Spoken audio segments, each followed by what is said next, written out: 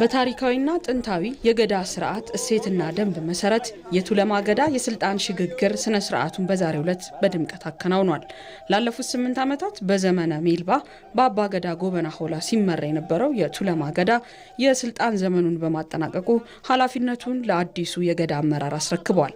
በዚህም የዘመነ ሜልባን መጠናቀቅ ተከትሎ የገዳ ስርዓቱን የሉዓላዊነትና የስልጣን ምልክት የሆነውን አለንጋ በመረከብ የሙደና አባ ገዳ ጌቱ ተሊላ አዲሱ የቱለማ አባ ገዳ ሆነው ተሰይመዋል።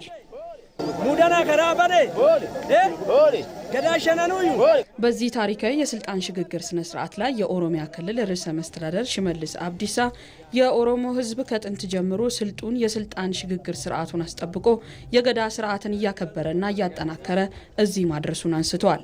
በገሚል ኮፍተኒ በገዋቀዩ ነገርጋሬ አርዳጅላ ከነረት ፈጣሪ ረድቶን የማንነታችን መገለጫ በሆነውና በዲሞክራሲያዊነቱ በሚመሰገነው የገዳ ስርዓት ባህላችን እንድንኮራ ስላደረገን ለአሁኑም ሆነ ለሚቀጥለው ትውልድ ጠንካራ መሰረት ለጣለው ለዚህ ታላቅ ቀን እንኳን አደረሰን። ህዝባችን ማንነቱንም ሆነ ባህሉን ሳይጥል ትልቅ መስዋዕትነት ከፍሎ ነው ዛሬ ላይ ደረሰው። የገዳን ስርዓት እያከበረ እየሰበከና እየደከመለት ጉድለቶቹን እያሳደገና እያጠናከረ እዚህ አድርሶታል። የኦሮሞ ህዝብ ዛሬም በገዳ ስርዓት የሚመራበትና የሚጠቀምበት እንዲሆን አስፈላጊውን ትኩረት እንደሚያገኝም ተናግሯል። አቦቲ ኬኛፍ ሀዋን ኬኛፍ ገለሱት መራፊ ለገዳ አባቶች እንዲሁም ለእናቶቻችንና ለአባቶቻችን ሁሉ ትልቅ ክብር ይገባቸዋል። ታግላችሁ የገዳ ስርዓትን በኩራት እንድናከብር ስላበቃችሁን እንኳን ለዚህ ቀን አደረሳችሁ፣ እንኳን አብሮ አደረሰን። ዛሬ ገዳ የምንደብቀው ሳይሆን በግልጽ የምንሰብከው ትውልድ የሚቀባበለውና የሚማርበት የትምህርት ስርዓት ሆኖ የሚቀጥል ታላቅ እሴት ነው።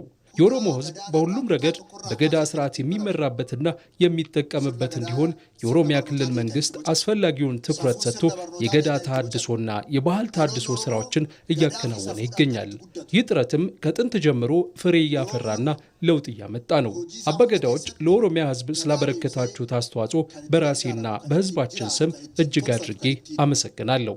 የስልጣን ሽግግሩ ፍጹም በሆነ ሰላም፣ ፍቅርና ካድሎ በጸዳ መልኩ የሚከናወንበት ይህ ታላቅ መድረክ ለዘመናዊ የዲሞክራሲ ባህል ልምምድ መሰረት የሚጥል ነው ሲሉ አባገዳዎች ገልጸዋል። ዳጀቹ ስርና መደ ዲሞክራሲን ገዳራ መድ የገዳ ስርዓት የዲሞክራሲ መፍለቂያ ዋነኛ ማሳያ ነው። የኦሮሞ ህዝብ ዘመናዊ የመንግስት መዋቅር፣ ፍርድ ቤትና መደበኛ አስተዳዳሪዎች ባልነበሩበት ጥንታዊ ዘመን ይህንን ድንቅ ፍጹም ዲሞክራሲያዊ የሆነ የራሱን ስርዓት ማህበር መዋቅር መገንባት ችሏል። ስርዓቱ ሙሉ በሙሉ በዲሞክራሲያዊ መሮች ላይ የተመሰረተ ሲሆን ስልጣን በየ8 ዓመቱ ያለምንም እንከን የሚቀባበልበት ነው። ይህ የስልጣን ሽግግር ፍጹም በሆነ ሰላም፣ ፍቅርና ከአድሎ በጸዳ መልኩ የሚከናወንበት ታላቅ መድረክ ነው። ስርኒ ገዳ አካ ኦሮሚያ አቴምቲ አካ ጉቱ ኢትዮጵያ አቴምቲ የገዳ ስርዓት ለኦሮሞ ህዝብ ወይም ለኢትዮጵያ ብቻ ሳይሆን ለመላው ዓለም የሚበቃ ታላቅ የሰላምና የዲሞክራሲ ቅርስ ነው። ስርዓቱ የፍቅር የአንድነትና የሁሉም ነገር መሰረት ሲሆን በሰዎች መካከል ግጭትና አለመግባባት ሲፈጠር እንኳን በእርቅና በሰላም የሚፈታበት ፍጹም መፍትሄ ነው። አሁን ላይ ሁላችንም ወደዚህ ታላቅ ስርዓት የተመለስን እንገኛለን። ባለፉት 8 ዓመታት በየወረዳው የገዳ ስርዓት እሴቶች እንዲከበሩና እንዲያንሰራሩ ሰፊ ስራዎች ሲሰሩ ቆይተዋል። የስልጣን ዘመናቸውን ያጠናቀቁት የቀድሞ አባ ገዳ ጎበና ሆላ በስርዓቱ ደንብ መሰረት ወደ ዩባ ወይንም የአማካሪነት ደረጃ በመሸጋገር አዲሱን አመራር በምክርና በእውቀታቸው ማገልገላቸውን የሚቀጥሉ ይሆናል።